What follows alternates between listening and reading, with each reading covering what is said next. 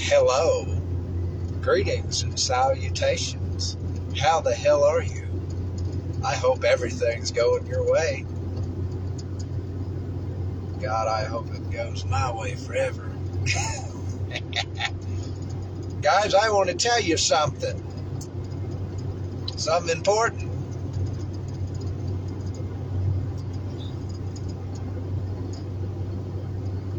First off, sorry if the sun is in your eyes. There's nothing I can do about that. Now what goes on underneath it? There was nothing that Solomon could do about it. And today, ladies and gentlemen, I'm going to tell you some of the greatest wisdom ever fathomed by a gentleman I call Solomon Salmon.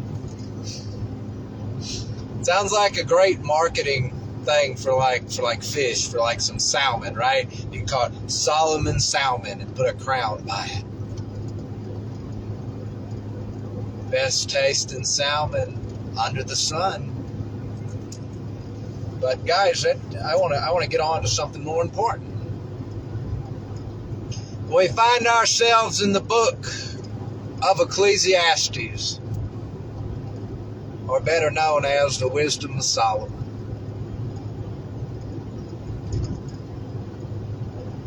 We join the presence of God through the King Solomon, through the ancient Jewish King Solomon, said to have been the wisest and the richest man ever to live.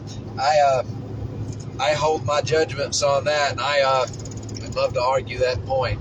But we're not here today to argue with pointless prestige and titles, are we?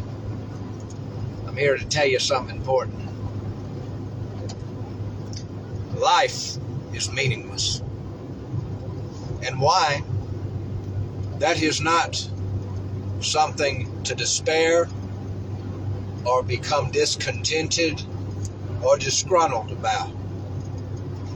For you see, it's inside of that statement that those who have the ears to hear it and the eyes to see it and the hearts to feel it, it is in those words, life is meaningless, that we are set free. Because Salmon there, because Solomon isn't telling us to dismay and cry and ponder the futility of life. He's setting us free if we can just receive it. If we can just receive the key to it, to the chains that is the seriousness of life that we give life, to the stresses of it, we can free ourselves with it by realizing the futility and the meaninglessness of life itself. It's a riddle only the insane can laugh at and hope to understand, isn't it? He goes on and on and on telling us how meaningless everything that we are doing is. He's telling us, but really in reality, in actuality, Solomon is dictating to describe that as we read it, we come to realize something. That it is the seriousness and the stressfulness and even sometimes the hopelessness. There is no reason for the anxieties of life because it is ultimately meaningless.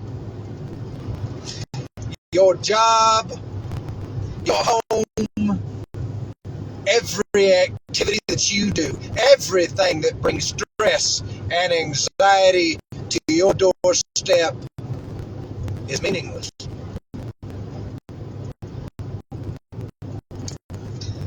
You see, Solomon tries to tell us and teach us something. He tries to teach us in his own way, and it's funny. This is why it's universal spiritual wisdom, because it's true across the board, no matter how you put it. By teaching us that life is meaningless in all of the ways he puts it, and the examples he gives, and his observations, his experiences that he shares with us, what he is really saying is the secret to content, the secret to joy and happiness and bliss. It is found in the state that many call mindfulness, but I like to think of it as thoughtlessness, because it is our existence when we don't live without a mind, but we get rid of the thoughts, and there are no thoughts polluting our mind. There are no mental distractions dragging us away from the moment of being present, from the thoughtless state of being. You see Solomon there, it's like one of those Chinese riddles right up there with a finger trap. When you grasp that life is meaningless, you don't despair, you don't weep and whine. Oh no, you're content and you are freed. Because truly is the wisdom of Solomon found in that one statement he reiterates many times throughout the book of Ecclesiastes. That life and everything you're doing is meaningless. And that means you ain't got to take it